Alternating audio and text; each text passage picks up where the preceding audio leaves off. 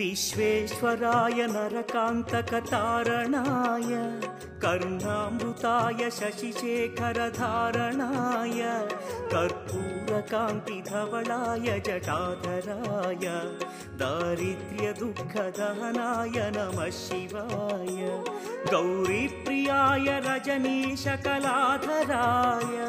कालान्तकाय भुजगाधिपकङ्कणाय गङ्गाधराय गजराज विमर्दनाय दारिद्र्यदुःखदहनाय नमः शिवाय दारिद्र्यदुःखदहनाय नमः शिवाय।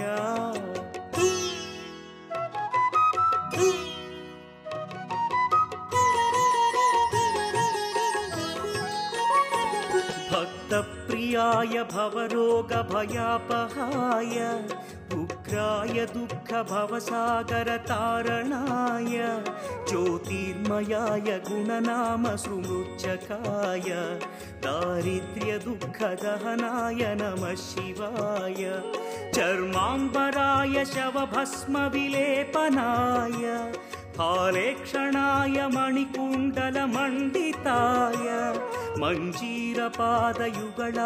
जटाधराय दारिद्र्यदुःखदहनाय नमः शिवाय दारिद्र्यदुःखदहनाय नमः शिवाय।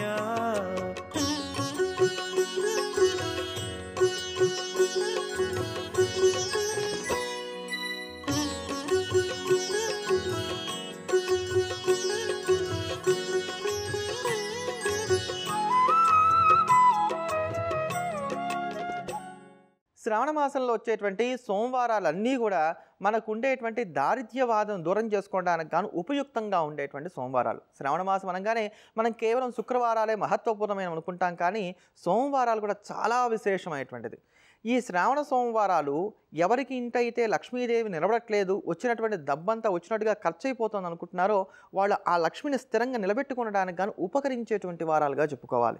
శ్రావణ మాసంలో వచ్చేటువంటి సోమవారం ఉన్నటువంటి రోజుతో మొదలుపెట్టి, అంటే మొదటి సోమవారంతో మొదలుపెట్టి అమావాస్య దాటిన తర్వాత వచ్చేటువంటి మొదటి సోమవారం అంటే 24వ తారీఖుతో మొదలుపెట్టి వరుసగా 11 సోమవారాల పాటు వదిలిపెట్టకుండా ఇప్పుడు చెప్పుకోబోయేటువంటి పరిహారాన్ని కనుక చేసినట్లయితే ఖచ్చితంగా ఆర్థికంగా ఏర్పడేటువంటి ప్రతి ఇబ్బంది కూడా దూరం అయిపోతుందని చెప్పుకోవచ్చు. చాలా తేలికైనటువంటి పరిహారం కూడా ఈ పరిహారం.